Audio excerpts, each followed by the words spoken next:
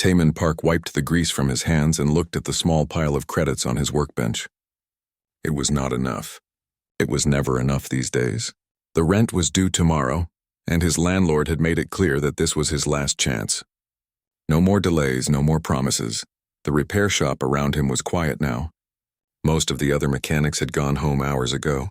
Only Taman remained, trying to fix one more broken part, hoping to earn just a few more credits. But the work was getting harder to find. The alien mechanics with their advanced tools and knowledge got most of the good jobs. Humans like him were left with the scraps. He walked to the small window and looked out at the massive spaceport of Nexus Prime. Ships of every size and shape filled the docking bays. Some were sleek and beautiful, built by the advanced races that ruled the galaxy. Others were ugly but functional, designed for cargo and work. All of them represented a life that Taman could only dream of, traveling between the stars, seeing new worlds, being free. A knock on the door made him turn around. Boram stood there, still wearing her security uniform. Her face was tired but kind. She had been his friend since they were children on Earth, before they both came to this station looking for better lives. "Still working?" she asked, stepping inside. "Trying to," Taman said. "Need the money," Boram nodded. She understood. Most humans on the station struggled to make ends meet. The galaxy was not kind to their species. Other races saw them as primitive newcomers who had barely earned their place in the Galactic Federation. "I heard something today," Boram said carefully. "Something that might interest you." Taman raised an eyebrow. "What kind of something?" "The old ship in Section 7, you know the one." Everyone knew about the ship in Section 7, the Void Whisper, they called it. A massive battlecruiser that had been sitting abandoned for over 200 years. It was huge, bigger than most space stations and completely dead. No one knew where it came from or who built it. "What about it?" Taman asked. "The Port Authority is finally giving up on it. They're going to declare it free salvage next week." "Anyone can claim it," Taman stared at her. "That death trap? No one wants it for a reason, Boram." She was right, of course. The ship had a terrible reputation. Every alien species that had tried to study it or take it apart had suffered disasters. Equipment would fail at the worst moments. Crew members would report strange dreams and whispers in the dark. Some had even gone mad. The Heptari, with all their advanced technology, had lost 3 research teams on that ship. The proud Zephyrians had declared it cursed after their best engineers couldn't even get the lights to work. "I know the stories," Boram said, "but think about it. If you could get even one system working, even the smallest part of that ship, you could sell it for enough credits to live comfortably for years." Taman walked back to his workbench. The idea was crazy, absolutely insane. But as he looked at his small pile of credits again, he realized he was desperate enough to consider it. "The aliens won't like it," he said. "The aliens think it's junk," Boram replied. "Let them think that." The next morning, Taman walked through the corridors of the Port Authority building. Other beings moved around him. Tall, elegant Sirenians with their blue skin and graceful movements, bulky Gornex traders with their 4 arms, and the ever-present Vrexians with their writhing tentacles. Most ignored him completely. A few looked at him with barely hidden contempt. At the salvage office, a bored Vrexian clerk named Quilorth looked up from his screen. His tentacles moved in patterns that Taman had learned to recognize as amusement. "A human wants to file a salvage claim?" Quilorth's voice came through his translator with a mocking tone. "How entertaining." "The Void Whisper in Section 7, Taman said simply. Quilorth's tentacles stopped moving. For a moment, he looked genuinely surprised.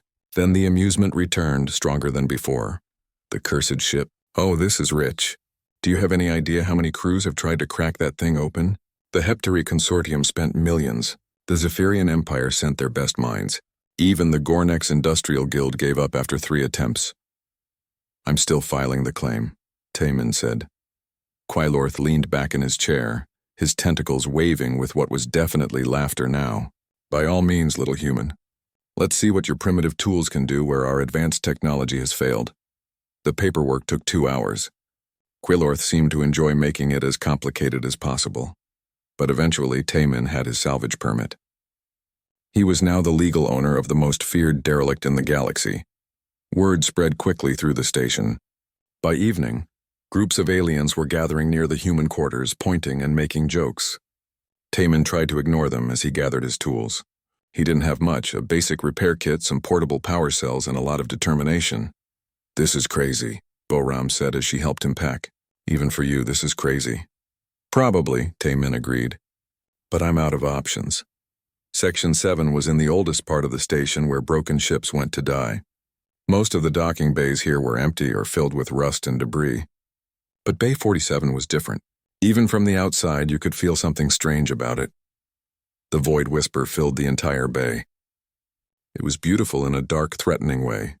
The hull was black metal that seemed to absorb light rather than reflect it. Strange curves and angles gave it an organic look, as if it had grown rather than been built. Despite sitting abandoned for centuries, there was no rust, no damage, no sign of decay. Taman stood at the airlock for a long moment. His hands were shaking slightly, though he tried to hide it. Boram was right, this was crazy. But he had come too far to turn back now. "Here goes nothing," he muttered and pressed the airlock controls. To his surprise, they worked. The door opened with a soft hiss, revealing a corridor that stretched into darkness. Emergency lighting flickered on as he stepped inside, as if the ship had been waiting for him. The air was stale but breathable. His scanner showed normal atmosphere throughout the ship. That was strange. The previous teams had reported that life support was completely dead. But Taman was too focused on staying alive to think much about it. He made his way through corridors that seemed to go on forever. The ship was huge, much bigger than it looked from outside. Doors lined the walls, most of them sealed shut. But as he approached each one, he heard a soft click, and the door would open slightly as if inviting him to explore. The bridge was at the heart of the ship. It was a vast circular room with a captain's chair in the center, surrounded by control stations that looked like nothing Taman had ever seen. The technology was clearly advanced, but it felt familiar somehow, as if he had seen designs like this before in dreams or distant memories. He set down his toolkit and approached the main console. The moment his fingers touched the surface, the entire bridge came alive.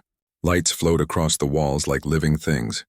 Screens flickered on, showing star charts and data streams in languages he couldn't read. And somewhere, faint but unmistakable, he heard a voice. It was speaking in a language he didn't recognize, but somehow he understood the emotion behind it. Relief. Joy. Welcome. "Hello?" he called out, feeling foolish. The voice came again, clearer this time. Still not in any language he knew, but the meaning was becoming clearer. It was greeting him. It was saying it had been waiting for him. Taman's hands moved over the controls without conscious thought, as if his body knew what to do. More systems came online. The lights grew brighter.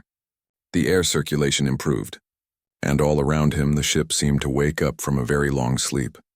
In the distance, he heard the sound of other systems activating. Engines that had been cold for centuries began to warm up. The ship's structure groaned and shifted as dormant mechanisms came back to life. For the first time since he had arrived on Nexus Prime, Taman smiled. Whatever was happening here, whatever this ship really was, he had the feeling his life was about to change forever. Taman spent 3 days living on the ship before he worked up the courage to try speaking to it again. The voice had been quiet since that first night, but he could feel a presence watching him as he explored the endless corridors and rooms. The ship continued to respond to his touch in ways that made no sense. Doors opened for him. Systems activated when he needed them. Even the food dispenser seemed to know what he wanted to eat. On the 4th morning, as he sat in the captain's chair trying to understand the strange symbols on the screens, the voice returned. "You are human," it said. And this time the words were in perfect English. Taman nearly jumped out of the chair. "You can speak my language?" "I have been learning. Your neural patterns are familiar. My name is Yunji. I am this ship. You're the computer? More than that. I am the ship itself. We are one being. The biological components and the mechanical ones, the hull and the mind that guides it. We were created to bond with humans." Taman stood up and walked to the main view screen. Outside, he could see the busy traffic of Nexus Prime. Ships coming and going. Aliens conducting their business, completely unaware that the cursed derelict they all feared was now fully awake. "Created by who?" he asked. "By your ancestors. By the first humans who walked among the stars. Millions of years before your current civilization even existed." The words hit Taman like a physical blow. "That's impossible." Humans only left Earth a few hundred years ago. We're the newcomers to the galaxy. That is what you believe because that is what you were told. But the truth is different. Humans once ruled this entire galaxy. They were the first intelligent species to develop faster than light travel, the first to explore beyond their home system. They built an empire that lasted for millions of years. Yunji's voice was patient, like a teacher explaining something to a confused student. The main screen changed, showing images that took Taemin's breath away. Massive space stations orbiting unknown stars, fleets of ships like the Void Whisper, but even larger and more beautiful. Cities that floated in space home to billions of humans. What happened to them? Taemin whispered. They evolved beyond the need for physical form. But before they transcended, they created guardians for their descendants, ships like me, waiting in hidden places throughout the galaxy, ready to awaken when humans return to space. Over the next few days, Yunji taught Taemin about the ship's systems. Each lesson was like nothing he had ever experienced. The knowledge didn't just enter his mind, it became part of him, as if he had always known how to operate quantum engines and manipulate gravity fields. His understanding of technology grew at an impossible rate. "How are you doing this?" he asked as he successfully repaired a damaged sensor array using techniques he had never learned. "The bond between us allows me to share knowledge directly with your mind. This is how it was designed to work. Human and ship working as one." Word of Taemin's success had spread beyond the station. Daehee, a human engineer working for the Galactic Research Division, arrived on Nexus Prime 3 days later. She was young, brilliant, and completely convinced that the reports she had heard were exaggerated. "I've studied that ship for years," she told Boram as they walked toward Section 7. "Every scan we've ever taken shows it's completely dead. No power, no functional systems, nothing." "See for yourself," Boram said with a smile. When they reached Bay 47, Daehee stopped dead in her tracks. The Void Whisper was glowing with soft blue light. The hull, which had been black and lifeless for centuries, now pulsed with energy patterns that moved like slow lightning across its surface. The air around the ship hummed with power. "This is not possible," Daehee whispered. They found Taemin on the bridge, his hands moving over controls that responded to his touch like living things. The screens around him showed star charts, engine readings, and system diagnostics that were far beyond anything in current galactic technology. "Hello?" Taemin said without looking up. "Yunji told me you were coming." "Yunji?" Daehee asked. "The ship's AI. She's more than an AI. She is the ship." Daehee walked slowly around the bridge, her eyes wide with wonder and disbelief. "The technology here is incredible. Some of these systems are based on principles we've never even theorized about. Ancient human technology," Taemin explained. "Yunji says our ancestors built this millions of years ago. That's impossible. Human civilization is only a few thousand years old." "That's what I thought too." As if summoned by their conversation, Yunji's voice filled the bridge. "Welcome, Daehee. Your knowledge of quantum mechanics is impressive for your current level of development." Daehee nearly fainted. "It knows my name. It knows my work. I have been monitoring galactic communication networks since Taemin awakened me," Yunji explained. "Your research into theoretical propulsion systems shows great promise." Over the following days, Daehee joined Taemin in learning about the ship. Her engineering background helped her understand the technical aspects that Taemin struggled with, while his natural bond with Yunji allowed him to operate systems that refused to respond to anyone else. "It's like the ship is alive," Daehee said, as they watched the hull repair itself after a minor accident. "It's not just machines, it's a living organism." "Biomechanical synthesis," Yunji confirmed. "The greatest achievement of your ancestors. The perfect fusion of organic and artificial intelligence." But their peaceful exploration was interrupted on the 8th day. Boram burst onto the bridge, her face pale with worry. "We have a problem," she said. "A big one." The main screen changed to show the space around Nexus Prime. A massive fleet was approaching. Hundreds of ships in the aggressive wedge formation favored by the hegemony. The ships were dark and angular, built for war rather than exploration. "Admiral Vorthak's personal fleet," Boram said. "They're demanding that the humans surrender the ancient weapon immediately." Taemin felt his blood turn cold. The hegemony was the most feared military force in the galaxy. They had conquered dozens of species and enslaved entire star systems. Their arrival here could only mean one thing. They saw the Void Whisper as a threat. How did they find out so quickly? Dahai asked. Galactic politics, Boram replied grimly. Word travels fast when humans start succeeding at something. Yunji's voice was calm but urgent. Taemin, the time for hiding is over. If the hegemony attacks this station, thousands of innocent beings will die. You must decide, will you run or will you fight? Taemin looked at his friends, then at the screens showing the approaching fleet. He had spent his whole life being told that humans were weak, primitive, unworthy of respect. But now he had the power to change that. He had a ship that was beyond anything the galaxy had ever seen, and a bond that made him something more than just human. We fight, he said quietly. Are you insane? Dahai grabbed his arm. That's the entire 7th Fleet out there. They have enough firepower to destroy a planet. Then I guess we'll find out what this ship can really do. Yunji's voice carried a note of pride, initiating combat protocols. All systems are ready. Remember, Taemin, you are not just a human anymore. You are the guardian your people have been waiting for. As the hegemony fleet moved into attack position, Taemin settled into the captain's chair and felt the ship's consciousness merge with his own. For the first time in his life, he felt truly powerful. The scared, struggling mechanic was gone. In his place sat someone who was about to remind the galaxy why humans had once ruled the stars. The battle was about to begin, and with it, the first step toward humanity's return to greatness. Admiral Vorthak stood on the bridge of his flagship, the Dominator, watching the space station grow larger on his screens. His reptilian features were twisted in contempt as he studied the reports about the human who had somehow activated the ancient derelict. Impossible, he hissed through his forked tongue. No primitive species could understand technology that advanced. They must have stolen it from someone else. His aide, a nervous Zilani officer named Kresh, handed him another datapad. Sir, our intelligence suggests the human is working alone. Just a simple mechanic who claimed salvage rights.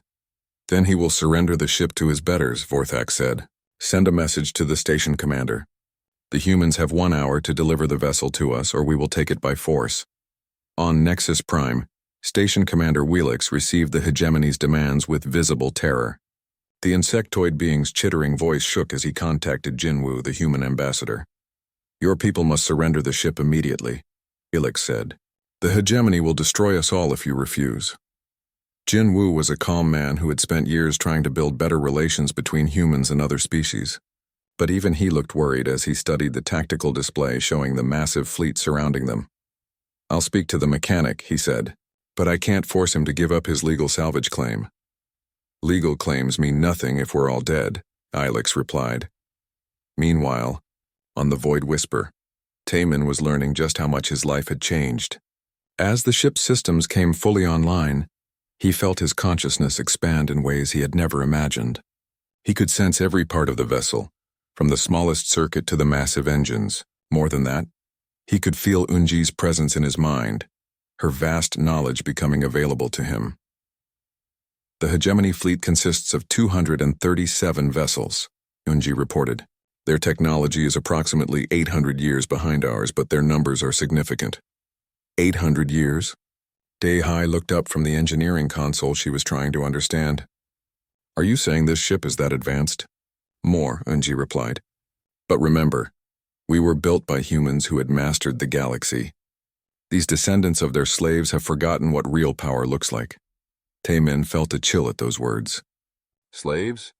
The hegemony, the Zephyrians, most of the advanced species in the galaxy. They all descended from races that served the ancient human empire.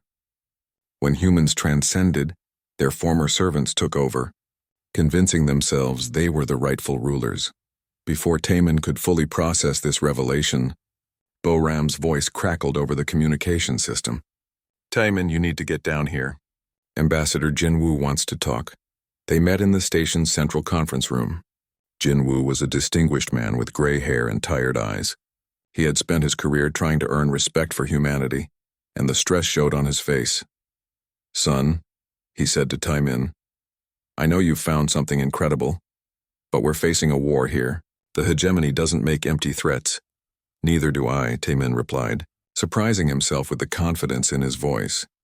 You're talking about fighting the most powerful military force in the galaxy with one ship. It's not just one ship, Taemin said. It's what the ship represents. Our heritage, Our true place in the universe, Jinwoo shook his head. Son, I understand the appeal of that fantasy, but we have to be realistic.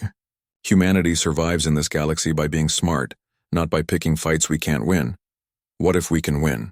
The question hung in the air as alarms began blaring throughout the station. Vorthak had grown tired of waiting. This is Admiral Vorthak of the Hegemony 7th Fleet, his voice boomed through the station's speakers. The humans have refused our generous offer. We will now take the ancient weapon by force. The first wave of Hegemony fighters came in fast and aggressive, their weapons already charging.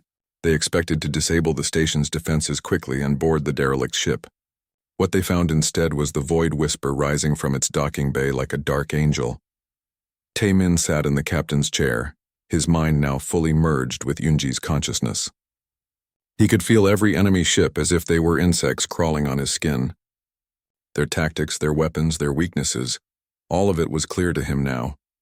Activating adaptive shielding, Yunji announced. The Hegemony fighters opened fire, sending hundreds of energy beams and missiles toward the ancient ship. The weapons struck what looked like empty space around the Void Whisper, and simply disappeared, absorbed by fields of energy that learned and adapted with each hit. Impossible, Vorthak snarled from his bridge. No shields can be that efficient. Sir, his weapons officer reported. Their defensive field is adapting to our weapons. Each shot is less effective than the last. On the Void Whisper, Taemin watched the tactical display with amazement. The ship wasn't just defending itself, it was learning from every attack, becoming stronger with each assault. Your turn, Yunji said softly. Taemin reached out with his mind and felt the ship's weapon systems respond. But these weren't the crude energy cannons used by modern ships. These were precision instruments that could disable an enemy without destroying them. The Void Whisper's response was swift and decisive. Beams of coherent energy lanced out, striking the Hegemony fighters with surgical precision. Instead of exploding, the enemy ship simply stopped working. Their engines died, their weapons went offline. Their life support switched to emergency power. Within minutes, 50 fighter craft were floating helplessly in space, their crews alive but completely helpless. What kind of weapons are those? Dehai asked in wonder. Disruptor beams, Yunji explained. They interfere with the quantum bonds that hold technology together. The effect is temporary, but it allows us to neutralize enemies without killing them. Admiral Vorthak stared at his tactical display in shock. Half his fighter wing had been disabled in minutes by a single ship. The weapons used against them were beyond anything in Hegemony technology.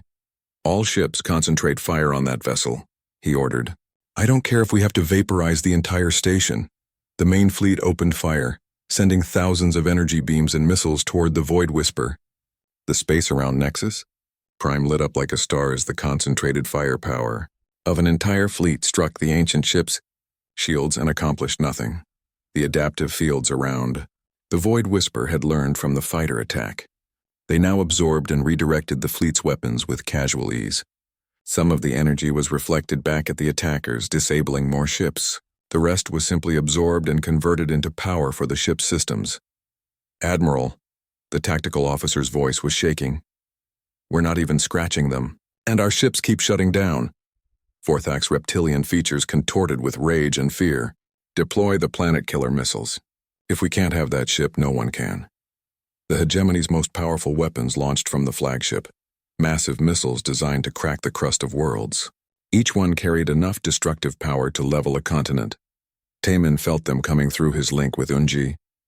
For a moment, fear crept into his mind. Those weapons could indeed destroy the station and everyone on it. Trust me, Yunji whispered in his thoughts.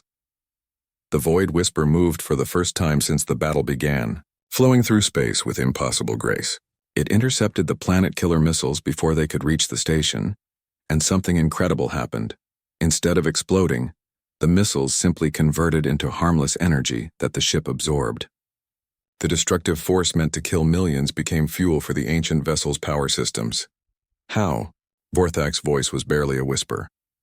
On the station, beings of every species watched in amazement as a single human in an ancient ship stood against the galaxy's most feared military force. For the first time in centuries, the Hegemony was not winning a battle. Hyojin, a skilled human diplomat, saw the opportunity and quickly opened a communication channel to the Hegemony fleet. Admiral Vorthak, she said, her voice calm and professional. Perhaps it's time to discuss terms. Terms? Vorthak's image appeared on screens throughout the station. His reptilian features were twisted with frustrated rage. I will not negotiate with primitives. Then you'll continue to lose ships. Taemin's voice cut across the channel. Your choice. For long moments, the space around Nexus Prime was silent except for the hum of disabled hegemony vessels drifting helplessly. Finally, Vorthak spoke again. This isn't over, human. I will return with the full might of the hegemony. Then we'll see how your ancient toy performs against a real fleet. We'll be waiting, Taemin replied. As the hegemony ships retreated, carrying their damaged vessels with them, the beings on Nexus Prime began to understand that something fundamental had changed in the galaxy. A single human with an ancient ship had stood against the most powerful military force in known space and won. The age of human subservience was over. The age of humanity's return had begun. The news of the hegemony's defeat spread across the galaxy like wildfire. On 1,000 different worlds, beings who had lived under the threat of conquest for generations dared to hope that someone had finally stood up to the aggressors.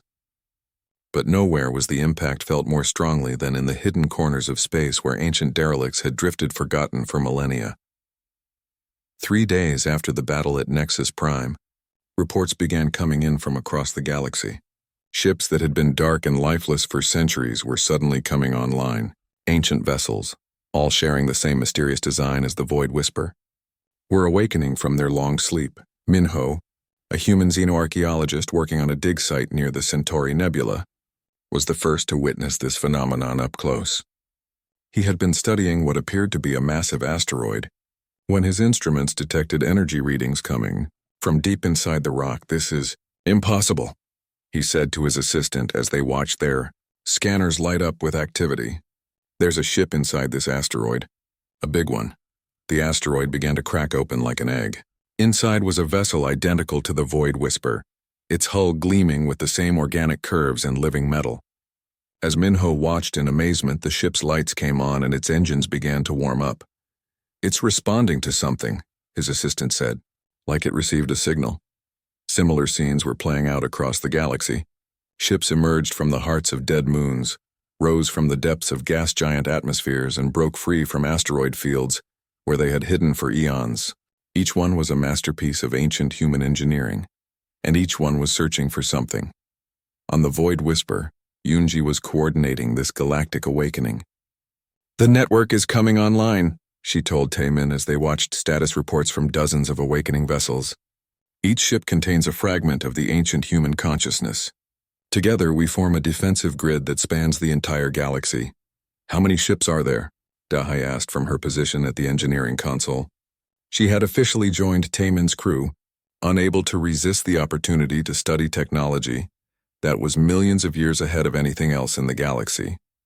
Originally, 10,000 vessels were placed in strategic locations throughout known space. Many have been destroyed or lost over the millennia, but I estimate that 7,000 remain functional. Taemin felt a chill at those numbers. 7,000 ships like this one? Each one unique, designed for different purposes. Some are pure warships, others are mobile research stations, and a few are planet builders capable of terraforming entire worlds. But all were created with the same purpose: to protect and guide humanity when they return to the stars. As word of the awakening ships spread, humans from across the galaxy began making pilgrimages to find these ancient vessels. Jae-sung, a former military pilot who had been working cargo runs on the frontier, found himself drawn to a ship that had emerged near the Vagan system. The moment he stepped aboard, he felt the same connection that Taemin had experienced. It's incredible, he reported back to Nexus Prime via subspace radio. The ship, she calls herself Minjung, knows things about flying that I never dreamed of. It's like having a master pilot teaching you directly in your mind. So Young, a communications specialist who had been monitoring deep space signals for years, discovered that she could understand the alien transmissions that the ancient ships used to talk to each other. They're not just ships, she told Taemin during one of their conversations. They're family. They've been waiting alone for millions of years and now they're together again. Each human who bonded with an ancient ship experienced the same transformation that Taemin had undergone. Their knowledge expanded exponentially. Their reflexes became superhuman. and their understanding of technology advanced by centuries in a matter of days. But more than that, they began to remember things they had never learned, genetic memories of humanity's ancient glory.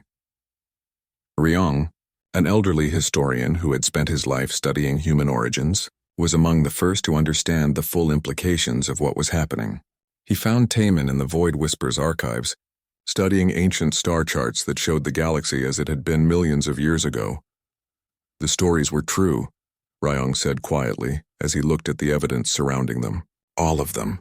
The legends about humans who walked among the stars before recorded history began. Why was this hidden from us? Taemin asked. Why didn't we know our own heritage? Because the truth was too dangerous for the species that took over after humanity transcended. Think about it. If humans knew they had once ruled the galaxy, would they have been content to serve as second-class citizens for so long? The ancient records told an incredible story. Humanity had been the first species to develop faster-than-light travel, and they had used that advantage to explore and colonize much of the galaxy. But they had not been conquerors. Instead, they had served as guides and protectors, helping younger species develop their own civilizations. We were gardeners, Yunji explained as she showed them images of ancient human cities coexisting peacefully with a dozen different alien species.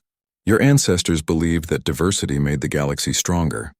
They protected the weak, mediated disputes between species and encouraged technological and cultural development. What changed? Dahai asked. Evolution. After millions of years of growth and learning, humanity began to transcend physical existence. They became beings of pure thought and energy, no longer bound by the limitations of flesh and metal.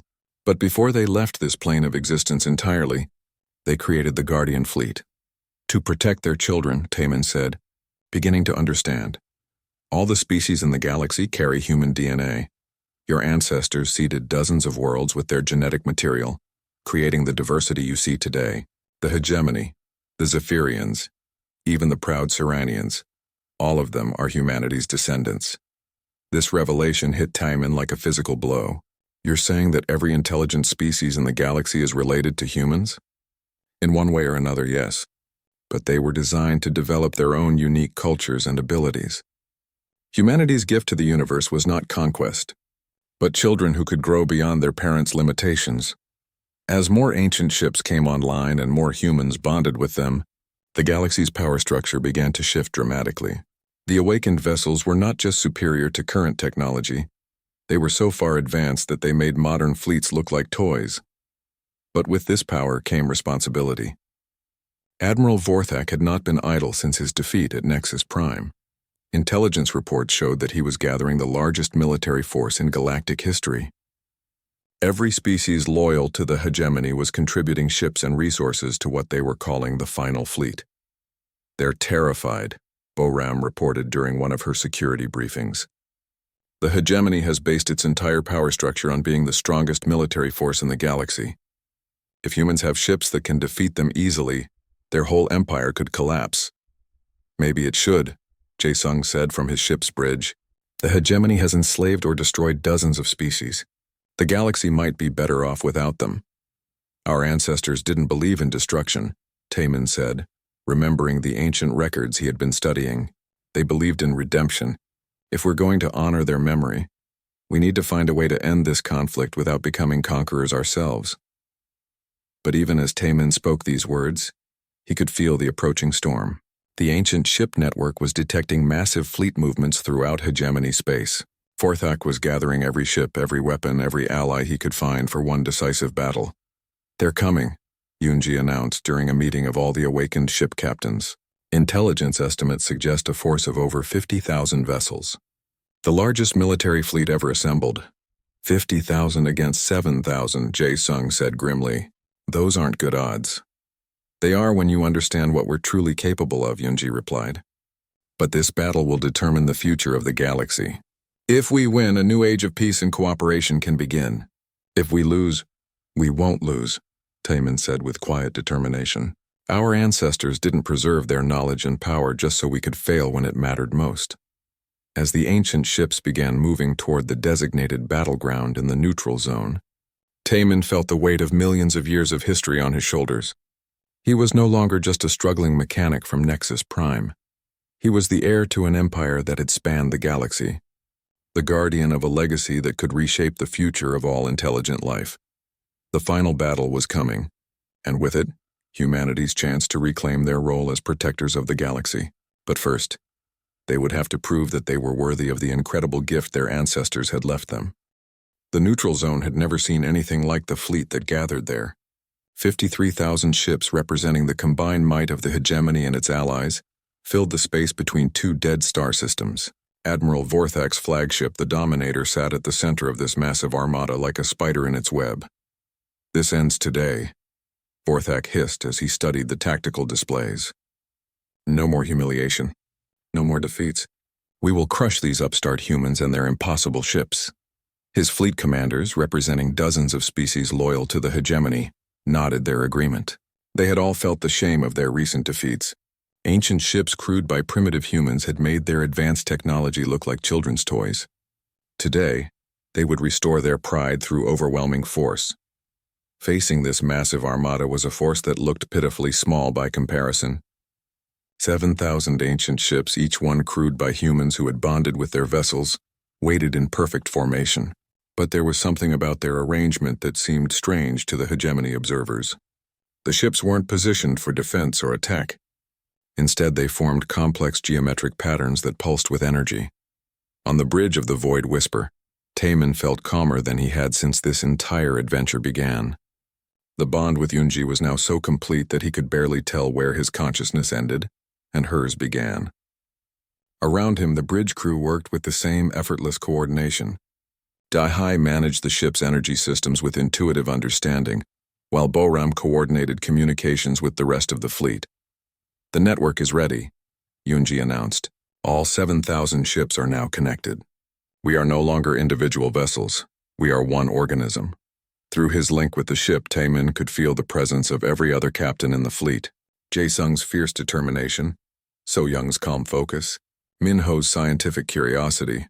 All of their minds were linked through the ancient technology that their ancestors had built. "So many ships," Dahai said as she watched the hegemony fleet approach. "Are we really going to fight all of them?" "We're not going to fight them," Taemin replied. "We're going to save them." The battle began when Vorthak lost patience with waiting. "All ships open fire. Destroy them all!" The hegemony fleet unleashed everything it had. Thousands of energy beams, millions of missiles, and weapons that could crack planets converged on the human formation. The space between the fleets became a blazing inferno of destructive energy, and then something impossible happened. The ancient ships didn't just absorb the attacks, they began to phase in and out of reality itself. One moment they were solid matter, the next they were translucent ghosts that weapons passed right through. The hegemony's massive barrage struck nothing but empty space. "They're manipulating dimensional barriers," Dahai breathed in amazement. "They're not just in our reality anymore." Yunji's voice filled the bridge with quiet pride. "Your ancestors learned to exist in multiple dimensions simultaneously. Physical weapons cannot harm what exists partially outside of normal space-time." But the ancient ships weren't content to simply defend. As the hegemony fleet prepared for a second attack, the 7,000 vessels began to move in patterns that defied physics. They flowed through space like schools of fish, arriving at impossible locations in zero time. "How are they moving so fast?" Vorthak demanded from his bridge. "No ship can accelerate like that without inertial dampeners failing." His science officer, a trembling Zelani, checked his instruments repeatedly. "Sir, they're not accelerating. They're folding space around themselves. They're making short-range jumps through hyperspace." The human fleet's counterattack was precise and devastating. Instead of trying to destroy the hegemony ships, they targeted specific systems with surgical accuracy. Weapons that could have vaporized entire fleets instead sent out focused beams that rewrote the quantum structure of enemy technology. Hegemony ships began shutting down by the hundreds. Not destroyed, not damaged, but simply turned off as their basic systems were reprogrammed at the molecular level. Crews found their weapons inoperable, their engines dead.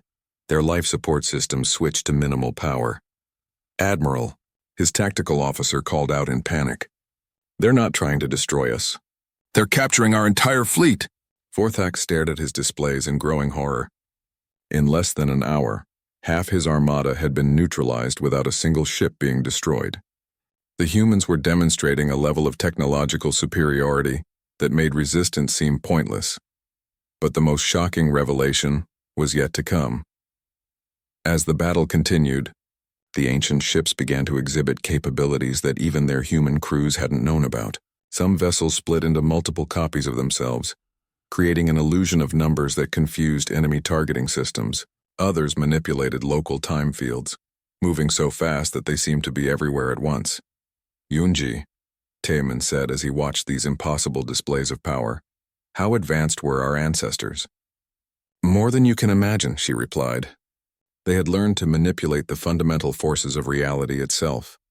Matter, energy, space, time, all were tools they could use at will. The climax of the battle came when the 7,000 ancient ships suddenly stopped their individual attacks and formed a single massive formation. Their hulls began to glow with synchronized energy patterns, and space itself seemed to bend around them. Full network integration achieved, Yunji announced, initiating consciousness merge protocol. For a moment, Taemin felt his individual identity dissolve into something vast and incomprehensible. He was no longer just himself.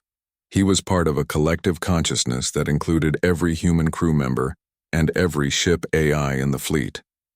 Together, they formed a single mind with the combined knowledge and power of ancient humanity. Through this merged awareness, they reached out to touch the minds of every being in the hegemony fleet. Not to control or dominate, but to understand and heal. What they found was not evil, but fear.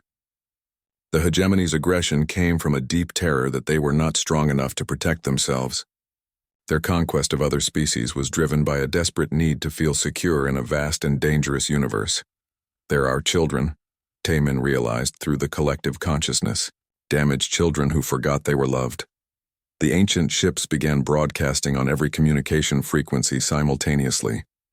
But instead of threats or demands, they transmitted something that no one in the galaxy had felt for millions of years: unconditional love and acceptance. The effect was immediate and overwhelming. Across the hegemony fleet, beings who had spent their lives consumed with anger and fear suddenly felt a peace they had never known. Soldiers laid down their weapons. Commanders questioned orders they had followed without thinking. And deep in their genetic memory, they began to remember what they had forgotten.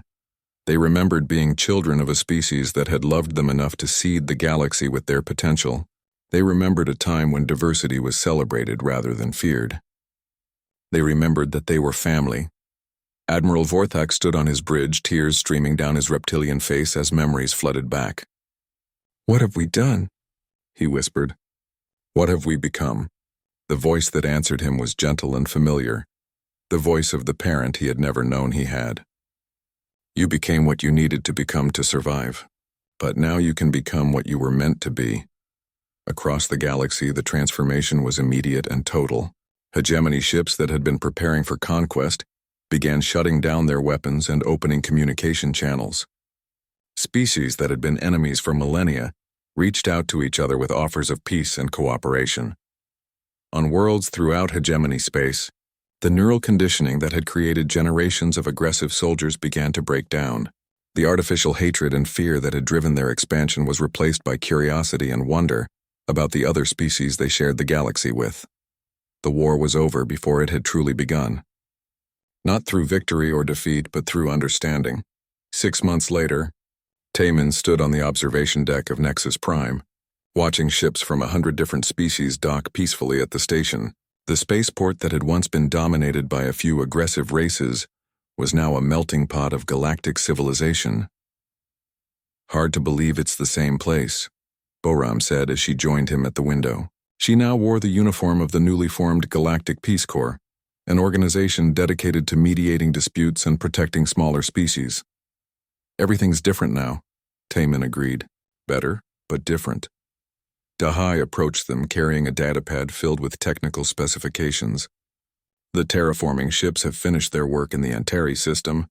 3 new worlds ready for colonization by refugees from the old hegemony wars. The ancient ships had revealed capabilities beyond warfare. Some were mobile factories that could convert asteroids into habitable worlds. Others were vast libraries containing the collected knowledge of millions of years. A few were even nursery ships designed to nurture new forms of life. Any word from the deep exploration fleets? Taman asked. Minho's team found another cache of ships near the galactic core, Dahai replied. Medical vessels this time. They're already working on cures for genetic diseases that have plagued dozens of species.